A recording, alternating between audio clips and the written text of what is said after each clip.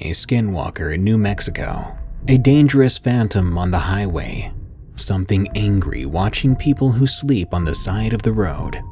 Today's episode features an assortment of terrifying and allegedly true stories for you to enjoy and have nightmares to. Remember, if you have a scary story and you want to hear it narrated on this show, send it to me at darkstories.org. You can also find more scary podcasts about folklore monsters and evil organizations that study dangerous entities at eeriecast.com. Now, let's begin. The Ghost on I-4 from TE-74. This happened to me about 23 years ago in Plant City, Florida. I was going through a rough time as I'd broken up with my fiancée for cheating on me, and I had moved in with my sister, her husband, and their 3 kids. I got a dishwashing job at a restaurant, and I moved up quickly to midday prep and dishwasher. I was making good money, about $13 an hour, which was great money for that time. Since my bad breakup with my ex-fiancée, I decided that I wanted an entry-level sports car, so I went to a local Mitsubishi dealer and got a 1993 3000 GT with low miles. This was a bit before the Fast and Furious, but needless to say, I'd put a couple of $1,000s into the wheels, speaker system, and engine. I could easily do 130 miles per hour quickly when I needed to. I managed to make a few friends at work, and we'd pile into my 3000 GT, going to the local party district to go clubbing. It was a Friday night at about 12:30 a.m. We all headed to a local party district to club called The Machine. We got to the club around 1 a.m. I had a few Crown and Cokes. After about an hour and a half of me striking out, trying to talk up a few women, I told the guys I was bored and a little tired, so I was going home. Oddly enough, all 4 coworkers had no problem with me leaving, so I asked the bartender for a Red Bull and a cup of fountain Coke. I quickly downed them both, then walked over to my 3000 GT in the parking tower. Fully awake now, I settled into my leather racing front bucket seat, turned the key, and my engine gurgled through the large racing dual exhaust system. I turned on my lights, shoved my stick shift into reverse, and soon I was blasting 9-inch nails while sitting at a red light before the interstate. Then an SUV with 3 very attractive girls pulled up next to me. This got my attention. The brunette, who was probably Latina and looked like a model, blew me a kiss and handed me her phone number through our open windows on a piece of a napkin. Maybe the night wasn't a waste after all, I thought. I quickly pulled over at a McDonald's and called the number on the napkin. The phone rang for about 6 times and I almost hung up, but a female answered laughing and giggling finally. "That was quick," she said. I laughed and agreed. I told her my name and she gave me hers, which was Zelda. We talked about 15 minutes. She said to call her back later around noon. I was pretty happy now as I hung up the phone and decided the night went pretty well. I threw my phone into the bucket seat beside me, and I turned up my system to keep me focused while driving. Quickly, I pulled onto the interstate and shifted the clutch into 5th gear. I was now cruising at about 85 miles per hour. My sister's place was about an hour's drive from the club, so I usually drove fast to get home, because I don't like coming home too late. I tended to wake up the kids and tee off my sister and her husband. Looking down at my watch, it read 3:10 a.m. I quickly looked back up at the interstate, trying to stay more focused. There were few cars on the interstate at this time, and that was fine by me as I could drive fast without having to worry about crashing into another car. Finally, I got to my favorite song on the CD and began drumming on the steering wheel. I looked back out onto the interstate and noticed the light poles became more spread out, and the woods were blurring by on both sides of the car. For reasons I still can't explain, my CD player skipped, causing my attention to focus on the car deck briefly, and then back up as I drove under an overpass. My eyes widened with terror as my eyes fell on this disheveled-looking old man standing in the middle of the interstate, staring at me. Now, you should understand I was driving at 85 miles per hour, and although I had sport car quality brakes, there was no way I could have stopped before hitting him. I locked up my brakes and my tires squealed ear-piercingly loud. Thick white smoke began to encircle my car. My hands were locked on the steering wheel, shaking. My eyes were locked on the spot where the old man had been, and my breathing was out of control. I peeled myself out of my car, and I began to look for the old man with my flashlight. I was sure that I'd hit him, that I'd killed this man. My mind was racing, my body still shivering. I continued to search for him, but I realized I'd better pull my car under the overpass so I didn't cause another accident. After a few more minutes of searching the area and the overpass itself, something dawned on me. I hadn't heard any smashing metal sounds. I hadn't seen any broken glass from my car. Certainly, hitting someone going that fast, my car would be a wreck. In my panic, I'd forgotten all about actually checking my car. I jogged fast back over to the front of my 3000 GT and began surveying the front of the car. Nothing. No blood, no damage, just nothing. It was now 3:33 a.m. as I checked my watch.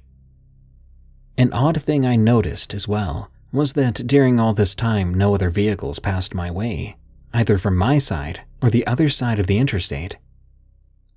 I got back into my car, now wondering what had just happened. Did I see a road apparition? Since there was no blood or damage to my car, I didn't call the highway troopers as I didn't want to answer a bunch of questions about making a prank call. I shut my door, turned the key, and prepared to get back on the road again. As I began to pull out of the overpass, my headlights shone on the apparition again. It was him.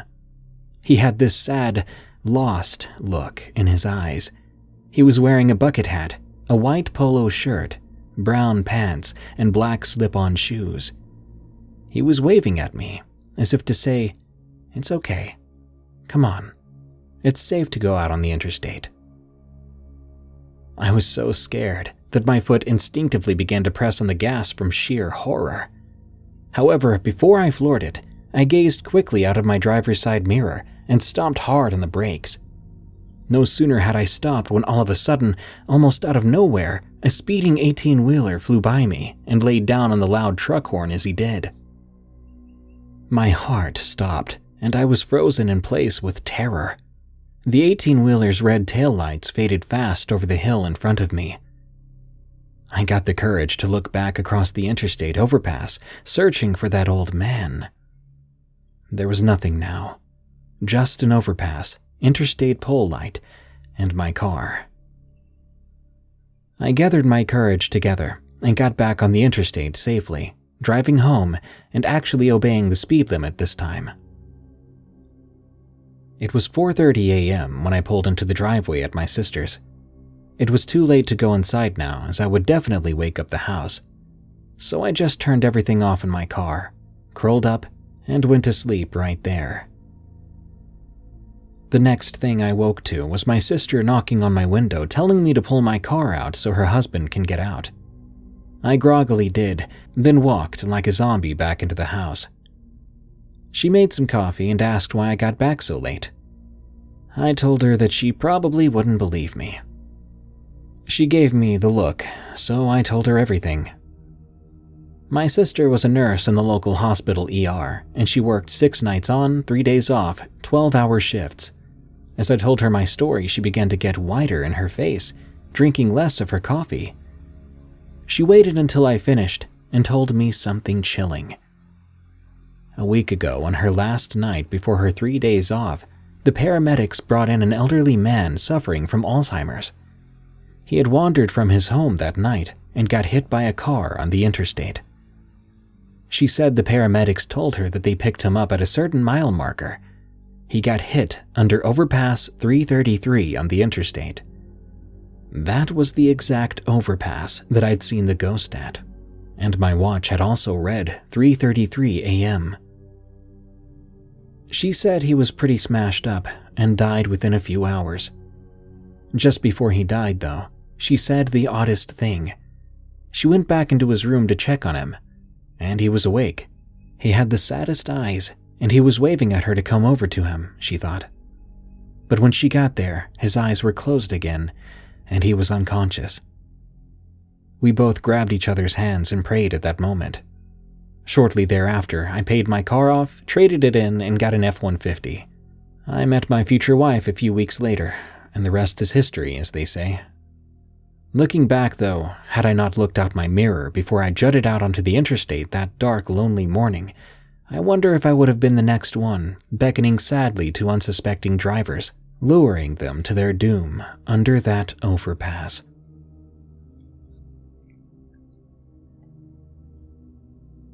New Mexico Skinwalker. From C.Philly 100. Some friends and I decided to go check out some hot springs after a long day of skiing in Taos, New Mexico. I've never been able to find these particular dispersed hot springs on my own before, but my buddy who used to live out there knew the way, so we just followed him. We turned off the highway onto a dirt road, with juniper bushes and pinyon pine on either side. We took a turn past what looked to be an old junkyard, then down into the river valley. We crossed a bridge over the Rio Grande, parked, and hiked out to the Black Rock Hot Springs. When we first got down to the clothing-optional springs, right on the river there were some people already there, so we had to wait a little while. There were also a couple of other dogs off leashes besides my own. This is important because one of the other dogs was acting aggressively toward my dog, Keenan, so I kept him on a leash to be sure that I could intervene in case the other dog decided to attack. While we were waiting, my friend Brad walked off to explore the area a bit. He found a vapor cave up above the springs. When he came back, he told us he thought he saw a black cat jumping out of the cave and scampering off into the bush. I thought that was a bit odd, as we were, after all, quite a ways from any kind of town. Afterwards, the main group of people in the hot spring left, so my group got in. But there were still 3 other people in the hot springs, and not enough room for me yet, so I decided to go take a look in that cave. I climbed down into the mouth of the cave, feeling the moist, sulfuric vapors like a putrid breath of warm air on my face. The cave was cramped and damp, so I kept slipping and sliding as I descended deeper down into the cave. Try as I might, Keenan had refused to enter the cave, but I could still hear him crying back at the entrance. I was probably only about 30 to 40 yards deep when I came to a fork in the cave, leading to what looked to be an old mine shaft to the left, reinforced on both sides with timber. I was starting to feel a bit creeped out, and I didn't want to keep Keenan waiting. Plus, I wanted to get into the hot springs, so I started making my way back out of the creepy cave, hitting my head a couple of times in the process. I finally made it out, and Keenan was so relieved to see me that he growled at the other more aggressive dog when it approached us. I gave him a pat on the head, reattached his leash to his harness, tied it around a rock a few feet from the hot spring, took off my shirt and sweats, and got in with my boxers on. Another couple joined us and we sat around for a while, talking and getting to know each other. After a bit, one of our girlfriends got out and got dressed. A few moments later, she and another girl from our group looked up and exclaimed loudly that Keenan had just gone into the vapor cave. Quickly, I checked, and Keenan was still securely tied to the rock right where I'd left him, although the girls couldn't see that from where they were. However, they insisted that they had just seen a large black dog going into the cave. Keenan is black and only about 6 months old, but already a good 40 to 50 pounds, as he's mixed with German Shepherd and Blue Heeler. I asked Brad what color that cat was again, and he stated again it was black. We figured that it was just the same cat from before, and we put it to bed. A couple of our other friends got out, and I guess they left without saying goodbye. A short while later, it was getting dark, so Brad and I decided to get out and start making our way back to the cars. We got dressed and started on our way back up and out of the rocky canyon.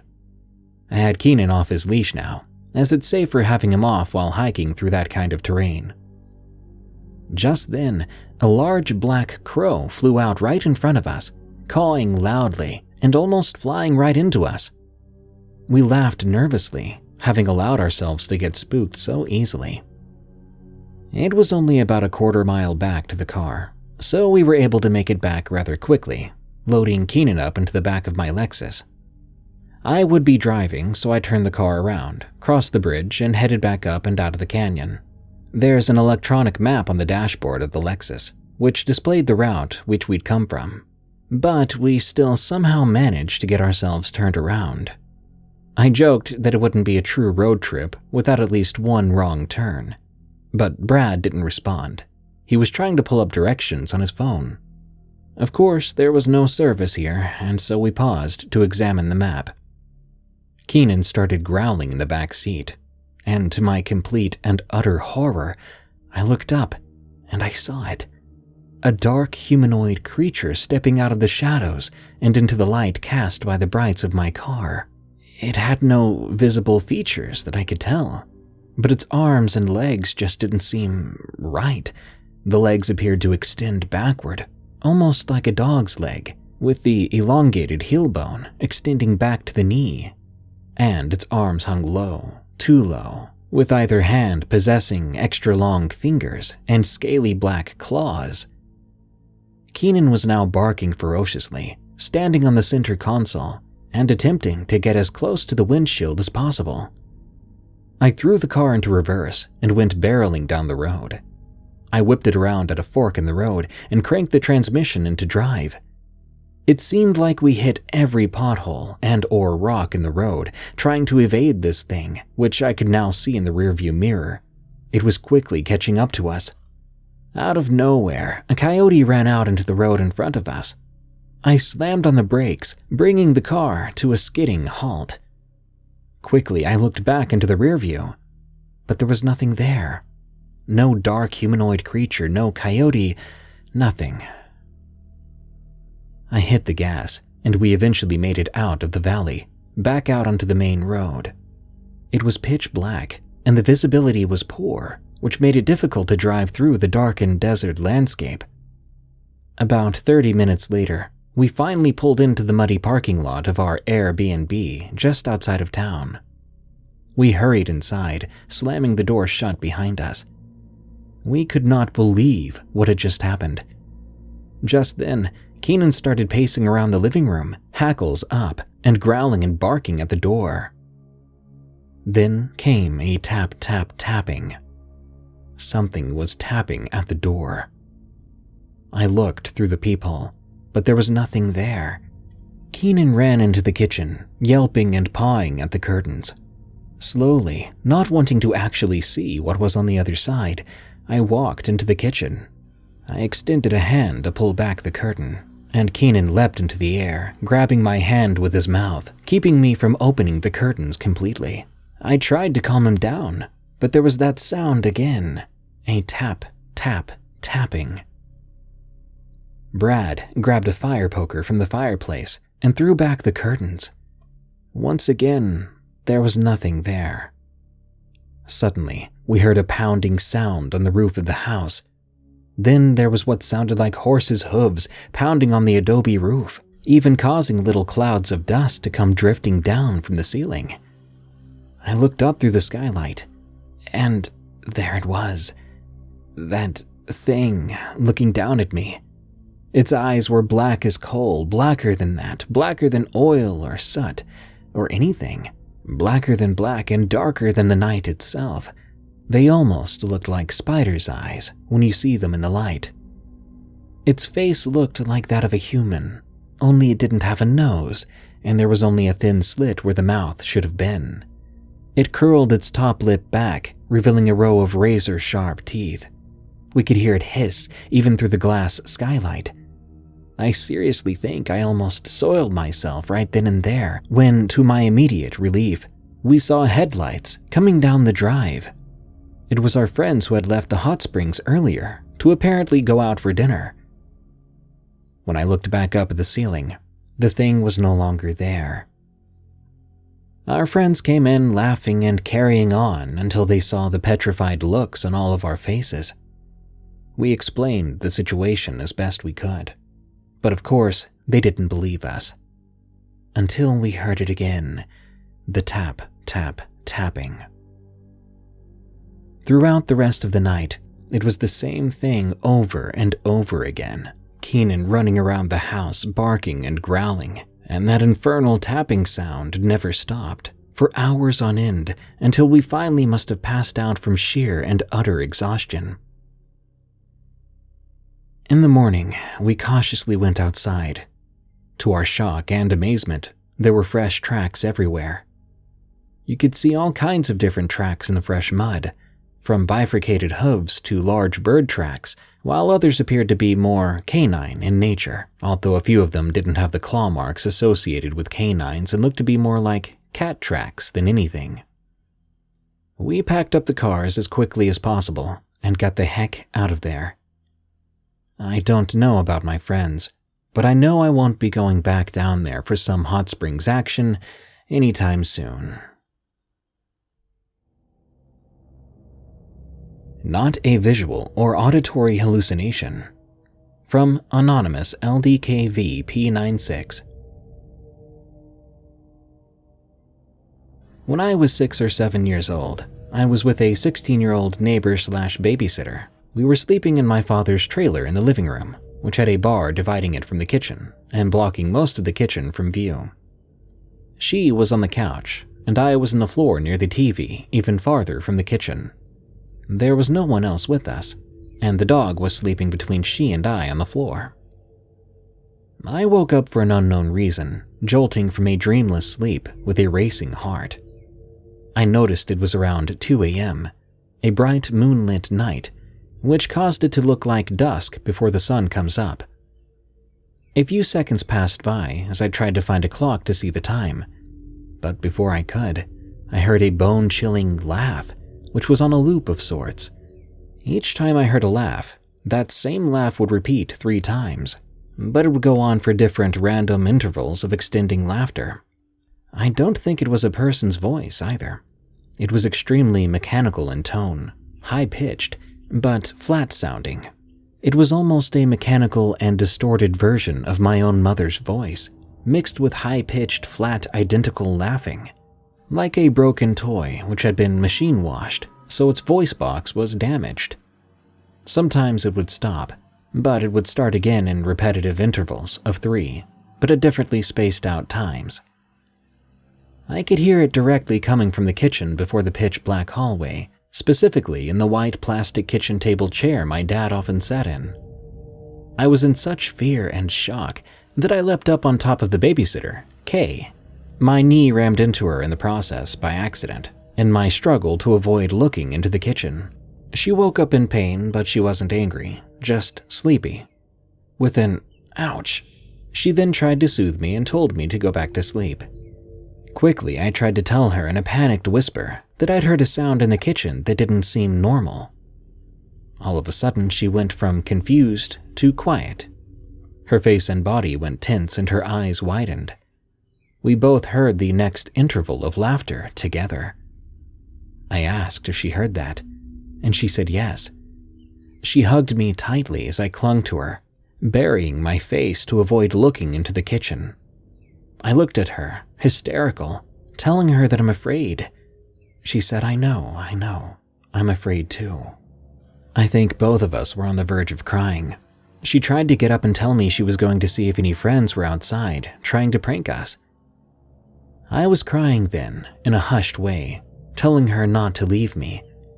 I was so attached to her that she had to calmly and quickly pull me away. She told me to stay there as she got up, then went out the front door. That sound kept persisting. She looked in the kitchen from the living room, but we saw nothing.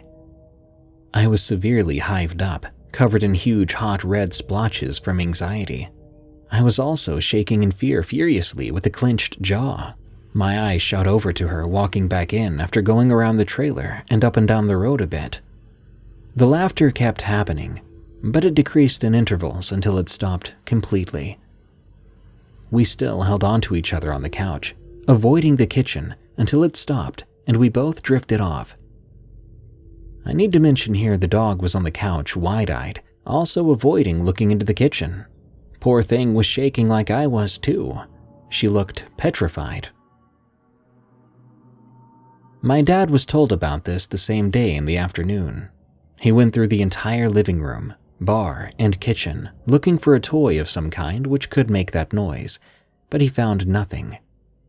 And I knew I didn't have any noise-making toys. I liked Barbies and cheap stuffed animals, all of which were at the opposite end of the trailer, in my room, with a closed door. There was no proper explanation, and that girl never came back over to babysit. Around the same age, I had a friend who was about 9 months older than me, but in the same grade.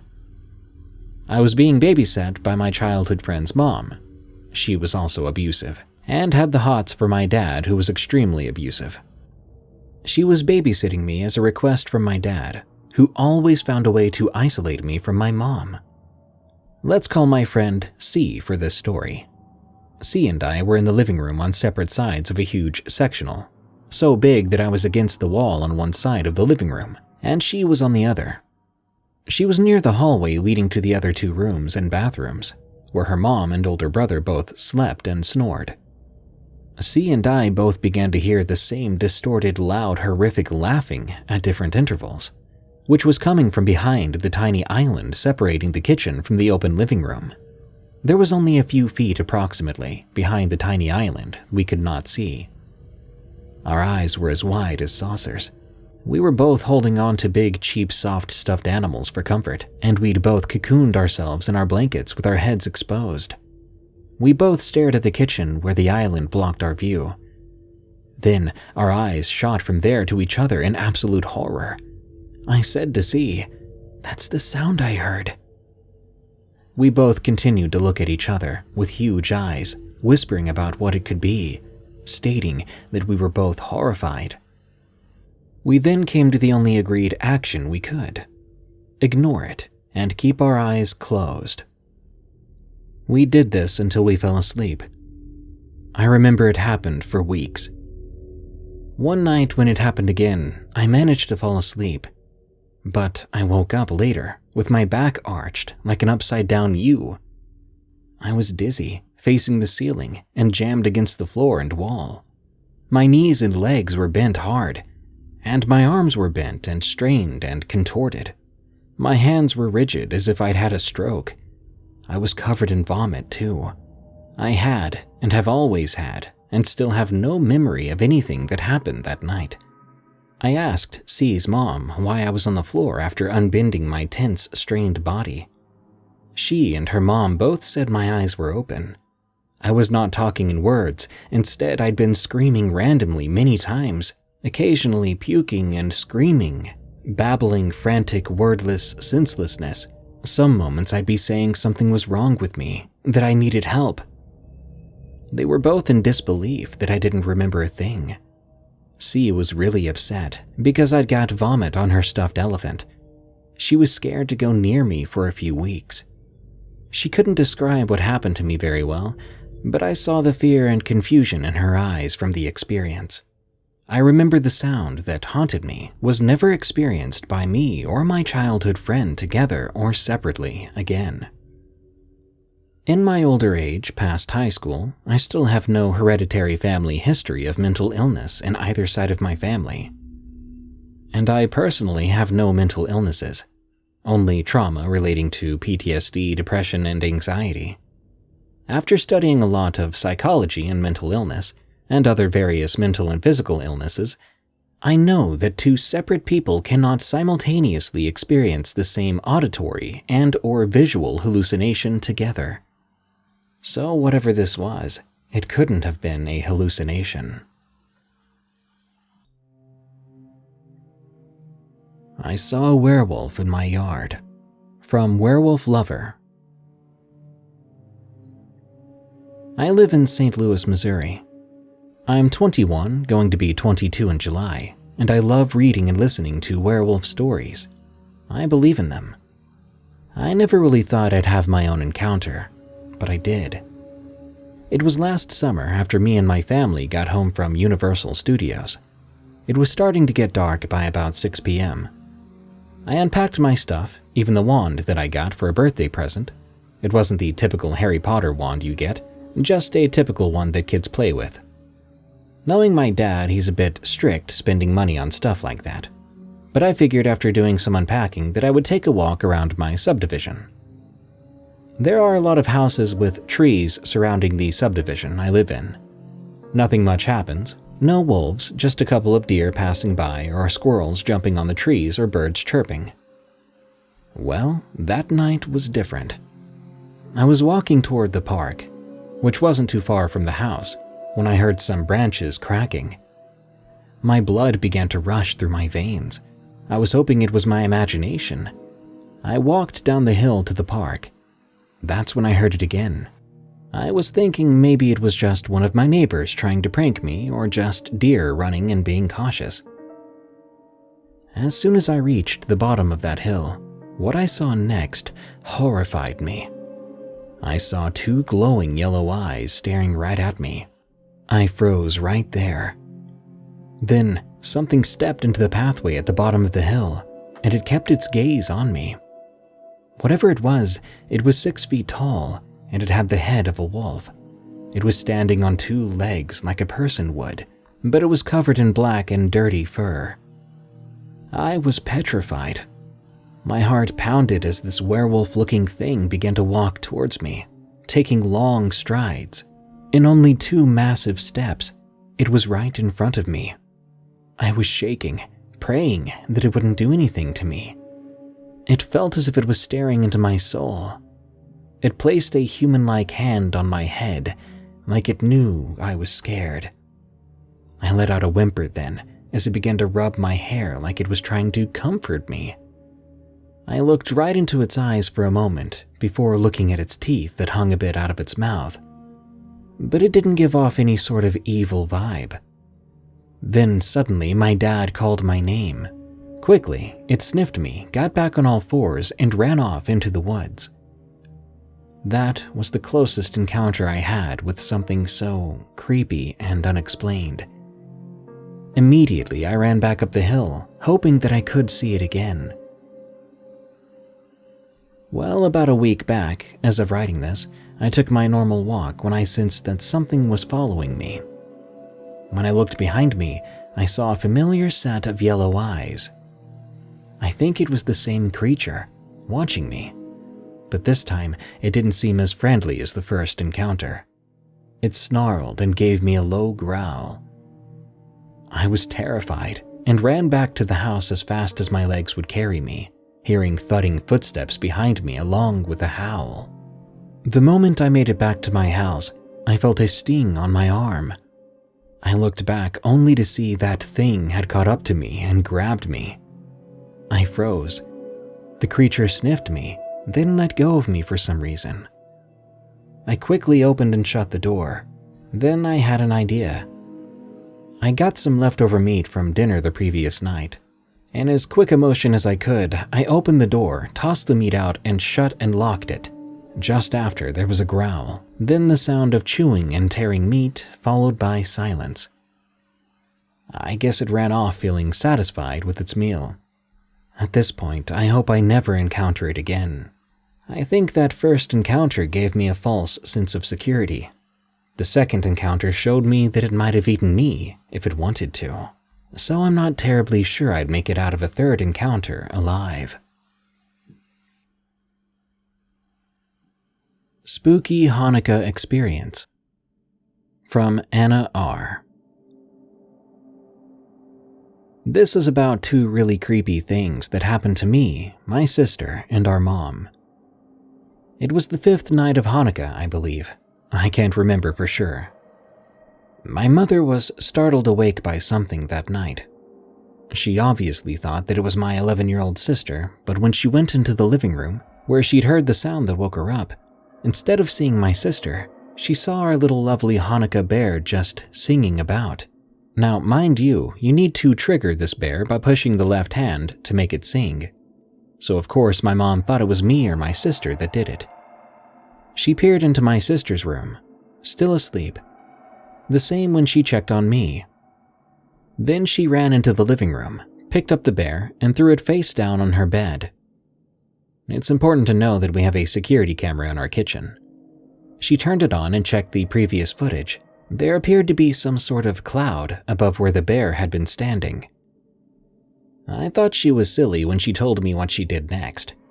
She went back into the living room and started moving her hand trying to make that cloud move. However, it didn't move. Eventually, when she still couldn't make it move, she went back to her room, and even though she was scared, she reluctantly fell back to sleep while keeping the camera on night mode.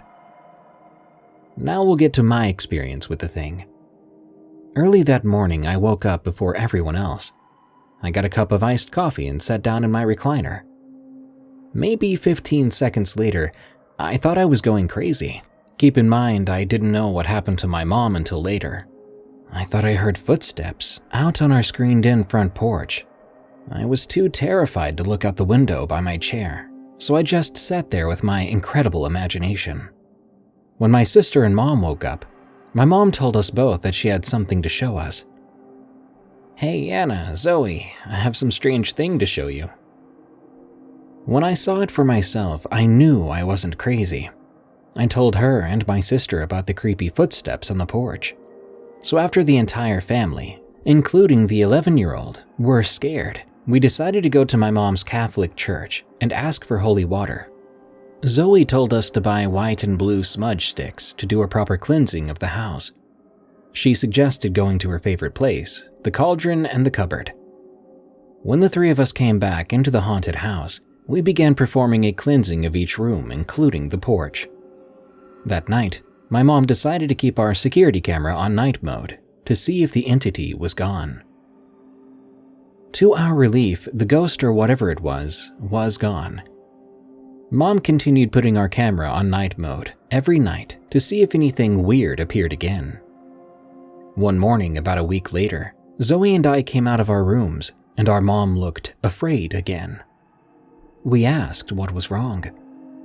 At this point, my sister was worried about our mom very much. Mom replied, "My daughters, I need to show you something else." With that, Zoe and myself were freaked out, and slowly we asked, "What?" She pulled out her phone, and what was on there was too crazy to be possible. The camera showed a shadow slowly moving across the curtain between our living room and hallway. It was unmistakable. Nowadays, our family performs a cleansing once a week. Never do we forget. It's been months now, and we haven't caught anything out of the ordinary on our camera again. My sister and I would like to know if y'all think it would be a good idea to use a Ouija board to figure out what it is. So, what do you think? Childhood encounter with a woodland creature. From Dragon Crystal. This happened years ago, when my youngest brother Vivi and I were little kids. Our dad used to wake us up early to go fishing with him and our uncles during the summer. This encounter made us not want to go fishing anymore. It was very early in the morning, probably 6 or 7. That time of year, the summer sun was already above the horizon in Minnesota. We got out of our dad's car and grabbed a few things before following him down the trail through the woods. The trail led to our usual fishing spot. While we were walking down the trail, Vivi suddenly stopped and said, "I've got to use the bathroom." Our dad told him to do his business in the bushes. This wasn't surprising, as we were almost 2 hours out, and Vivi had been holding it in for a while. I volunteered to wait for Vivi to finish his business, and our dad told us to just continue down the trail, and we'd reach the side of the river where we'd be fishing at. So I waited. Soon Vivi was done with his business. Suddenly, we heard a loud rustling in the bushes near Vivi. I'm glad he was done by then, but he was still readjusting his pants.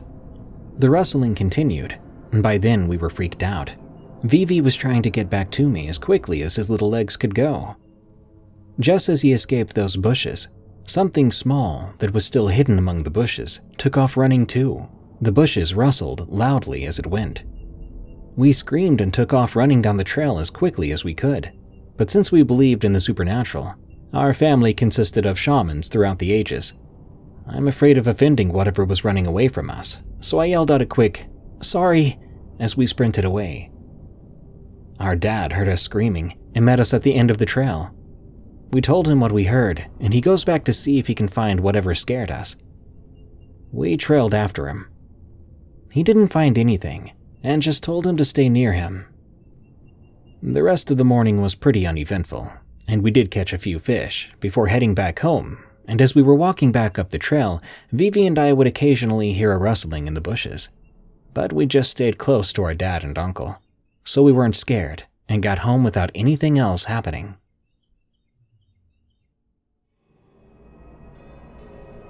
The Girl in the Closet. From Cynthia.Smile. I was probably around 10 years old, so it's been close to 20 years since this happened.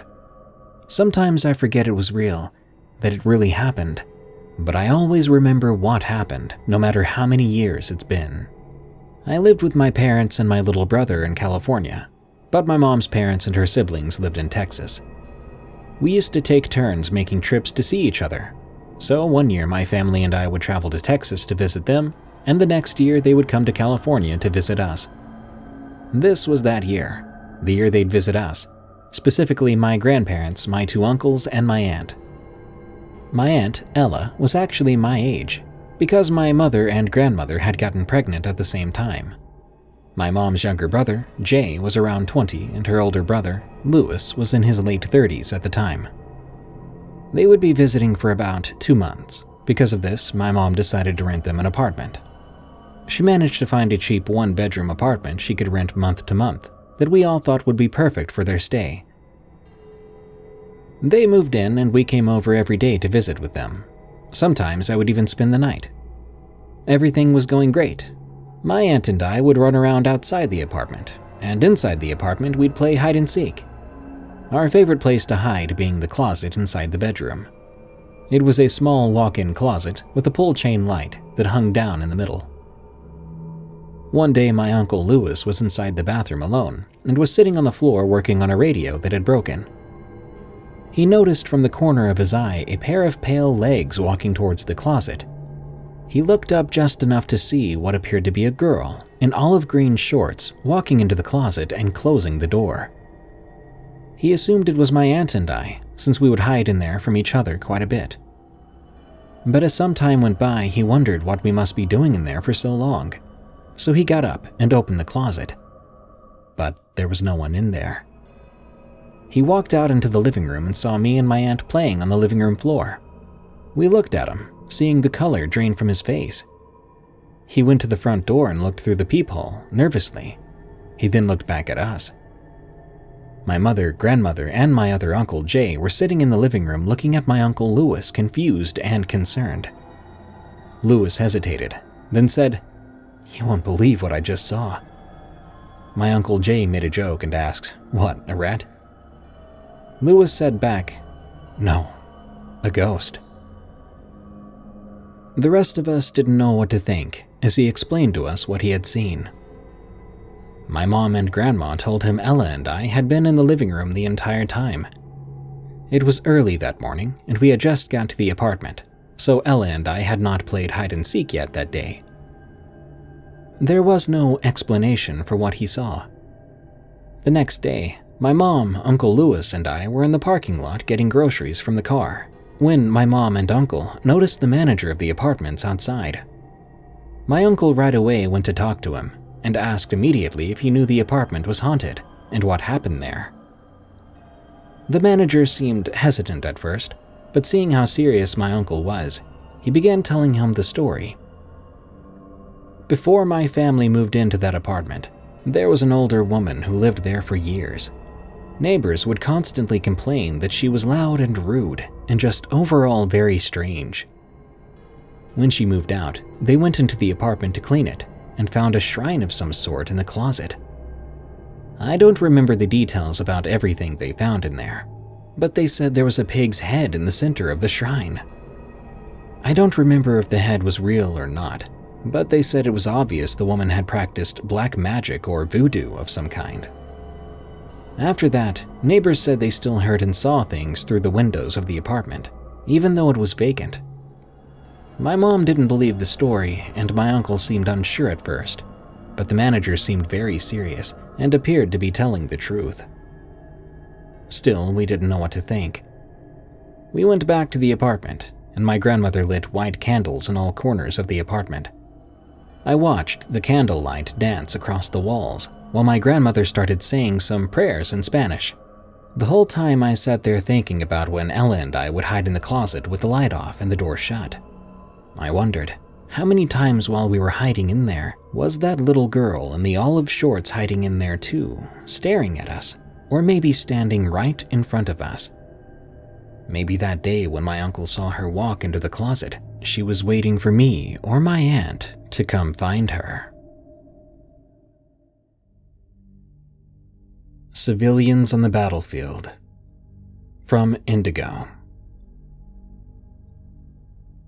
This story happened in 2019, during the end of my enlistment in the US Army. My best friend and I were voluntold for a detail that would require several weeks of our time. Details were odd jobs the Army needed done, and we were used to them. They would usually be something like setting up for an event, counting or loading ammunition, participating in another unit's ceremonies to make their ranks look more impressive, etc. Our operation was dubbed Civilians on the Battlefield, and was a role-playing job for another unit's field problem. A field problem is a training mission for a unit. It's conducted usually close to a base out on government land. Soldiers prepare their gear, vehicles, and themselves as if they were going out on a real wartime operation. Then we're given a training mission, objectives, and rules of engagement from our command, and a certain time frame in which to complete it. For this story, I'll be using fake names. After a lot of planning and prep, Johnson and I were thrown into a random group of about 10 total soldiers from other units. There was at least one more group like ours, and I think there was supposed to be more, but we never saw anyone else. Our job for the foreseeable future was to occupy a training village and wait for the unit who was doing the field problem to move into our village. We were the quote-unquote civilians, the neutral locals caught in the conflict. The idea was to train soldiers and commanders to respect locals and try to avoid causing issues for the innocent bystanders during conflict. They would practice communicating with us and accomplishing their mission without disturbing us. We were instructed to create challenges for the unit once they arrived. We would walk up to guards, walk through security perimeters, ask for food, watch them through windows, and at one point we were told we needed to riot and create chaos for the soldiers to dispel. This was the best detail I'd ever been on. They're usually boring or hard work, but this one was a blast. The town we were given was one of the biggest training towns Fort Bliss had. It was called Zambrania. I don't quite remember the correct spelling, but it was in the southern New Mexico desert, about an hour north of Fort Bliss, where we were stationed. It consisted of about 25 to 30 buildings and a few main roads. Most of the buildings were made of cinder block, and the rest were just shipping connexes that had doors and windows cut into them. Many of the cinder block buildings were wired with electricity and had plug-ins and lights. In the middle of the town were 2 4-story office buildings. They sat on either side of the main street facing each other. They weren't actual houses or office buildings, they were just made to look like them. Some had countertops made of concrete, they had rooms with doors and windows, bedrooms had closets, but there wasn't furniture, except one nasty rotting couch in the police station, as we called it. No flooring or paint, just concrete and moon dust. We moved into the church building first. It was larger and cleaner than many of the others, and it had pews for us to sit in. It had a staircase that wound upward to a bell tower and a small fake cemetery in the back. Someone had gone through all the trouble of finding those standing cemetery headstones, and these were made of actual stone and concrete, and placed them in the training town. After we dropped our bags and gear at the church, we spent the next few hours exploring the town. The unit would not be in the area for at least a few days, so we just got to live there until they came through. Zambrania was an odd sight, since the surrounding area was just desert. Just berms and sagebrush and the occasional scorpion or tarantula. We made our way through the houses, which were set up to mimic a regular civilian home. We opened all the doors, climbed all the stairs, and even found ourselves on the roofs of some of the buildings. The place was a little eerie, and several of the other soldiers were showing signs of being creeped out. There's just something weird about a fake town. Like false life just sat in the middle of nowhere to exist in nothingness. The only inhabitants of the buildings were a few spiders and birds. We found tunnels under several of the buildings and streets, some leading to dead ends, others led to drains or other tunnels, and one tunnel system went from the basement of one of the 4-story buildings to the other sister building across the street. Perfect. We got excited. We could use the tunnels to sneak up on the soldiers when they get here. We had the strangest combination of soldiers in our little group, and it became comical over the time we spent in Zambrania. I was an infantry medic, and Johnson, my best friend, was an infantryman. If you're not familiar, an infantryman is the crazy guy who runs towards a gunfight, brushes off an explosion or a bad crash like it's nothing, and would scare the crap out of a therapist if he wasn't too stubborn to go see one. I was one of the 2 medics in Zambrania. Johnson was the only infantryman, but he had one other grunt to keep him company. It was a field artilleryman, I think. The rest of the guys were mostly desk jockeys, supply, and cooks. I didn't know anyone there except for Johnson, and I was the only female. One woman dropped in an empty desert village with 9 or so guys for 2.5 weeks. Johnson was all I needed, though. He was extremely protective of me. I was his medic, and nobody messed with Doc. Johnson hated being in charge, but he had natural leadership tendencies and always knew what was going on. Recognizing that, the other soldiers just followed his lead without thinking much about it. He reluctantly took the leader role and watched out for all of us. We'd been in Zambrania for a few days already, and we'd seen no one except the sergeant who brought us food and water once a day. No showers, we had porta potties, and the filthy structures we were living in. That was it. It was more like camping. We saw a few oryxes, a rabbit, a mouse, and a purple butterfly that made 2 of the city boys scream and run to the delight of the rest of us, who spent a good while laughing at them. I was married to an Apache at the time, and I'd been told a lot of native legends, including the ones that they believed were 100% true, and now so did I. Johnson was 3/4 African American, but the last quarter of him was Navajo. We were alone in a creepy fake town in the middle of nowhere, New Mexico, so I didn't let my thoughts dwell on it. But I did keep my eyes on the desert and helped Johnson keep track of all the soldiers, making sure everyone was accounted for. Right at about dusk, the sergeant who dropped off our food had just left, and we were wrapping up our meal in the church. We had our big black garbage bags sitting in the entryway just near the front doors, and about 10 feet from the bottom of the staircase. Johnson and our newest friend, Sanchez, got up at the same time to go throw their trash away. The double doors that separated the main part of the church from the entryway were wide open, and they had been the whole time we were all eating and chatting. Johnson and Sanchez both walked through the doors side by side, stopping suddenly just past the threshold. I was watching them. They froze and stared up at the staircase.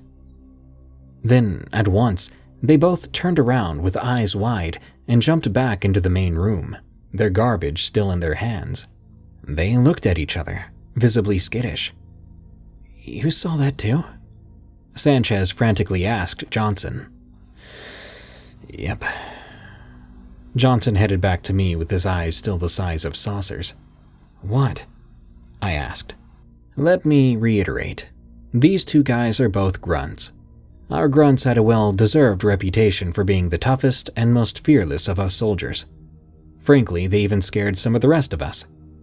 There are very few things that faze these guys, so when I saw them freak out, I took it seriously. They both explained to me at once that they saw a figure walking up the stairs. It was white, but they couldn't make out a face, and it was slightly translucent, if I remember correctly. The stair railing was made of metal bars and braces, so as someone walked up the stairs, you could watch them from the bottom going all the way up. They said this figure was just stepping onto the first landing of the stairs, turning to go up the next set, but as it rounded the corner, it disappeared right in front of them. No one was on the stairs anymore, and they had just clearly seen someone. After explaining this to me, they grabbed their bags and gear, and I did the same. I was going to be wherever Johnson was. I mentioned the building next door to him. I reminded him that it was clean and had electricity, and he agreed. He told the other guys where we were going, and a few of them packed up and followed us. Soldiers are pack animals, I guess. The other building was only about 20 yards from the church, so all of us were still close together. We stayed in the new building that night. Johnson and Sanchez flat out refused to go into the church until morning. I even went back in for Johnson to grab a snack that he forgot. When I got up to go, he looked at me. "You don't believe me, do you?" "I believe you. I'm just not worried about it, and half of our guys are still in there anyway." I did believe him, but I was hoping I would see it for myself. I had my excuse to go back to the church and didn't see a thing out of the norm. We made it through the rest of the field problem without any more paranormal experiences. We got to actually riot and cause all kinds of problems for the training unit. We safely made it back to base. Johnson and I are still best friends and keep in touch with Sanchez and a few of the other guys from time to time. As terrible as my unit was, that was the best thing they ever volunteered me for. The Beast at the Window. From Bill 6928. This happened a very long time ago. I'm 54 years old right now. I was 28 when this happened. It began when I was driving home from the north part of my state, trying to get down south back to my family. A 4 to 5 hour drive really was taking it out of me, and I needed to catch up on some sleep. I pulled over onto the side of the road. I'd barely seen any cars and figured a few hours of sleep wouldn't do any harm. Soon, I found myself dozing off to the quietness in the truck. I woke up around 3 a.m. Something had been hitting something in the nearby forest. It sounded like someone beating a steel bat against a tree. It really put me on edge, because I'd never heard any animals do such a thing. I'd hunted many times and I'd seen many animals. I tried going back to sleep, eventually waking up again only around an hour later to find something had hit my car door. I'd felt the entire car shake, and I nearly had a heart attack. Looking around to see what was there, I noticed foggy breathing, the type of thing that happens when it's cold and you can see your breath in the form of fog. This fog was rising every few seconds above my passenger window. It seemed as if someone, or something, was on the other side. Me being paranoid, I tried to lower myself down further into the seat. My body was now flattened on the seat, but I could see something looking in. I didn't know if it could see me, but it was drooling, whatever it was. What I was looking at appeared to be the head of a wolf. Its muzzle covered my window in a smudge of saliva. It pressed itself against the window hard. This animal was panting, as if it had run miles just to get to my car, and it appeared to be shaking, as if it was violently angry. Definitely not the scared kind of shaking, more the kind of I want to beat you to death shaking. I guess it hadn't seen me yet, because after long, it left. When it did, I got up, watched it walk into the woods, and became dumbfounded when I saw it walking on only 2 legs. These said legs were not the legs of a wolf nor a man. They were the legs of an elk or deer. Had it not been for the moonlight, I wouldn't have been able to see it at all. After the creature was gone, I sped off back home, shaking constantly the entire way. Back at home, I ran inside, locked the doors, and grabbed my .45 handgun, which was all I had at the time for protection. It's a very basic gun, but it would keep me safe. I hunkered down for the night, keeping my gun close to me. The next morning, I went down to my car and saw a huge dent in the side of it, like that thing had thrown a bowling ball at it with full force. My car door was totaled, and I couldn't open it with the handle on the passenger side. I don't know what that was, but I've learned to never go down that road again.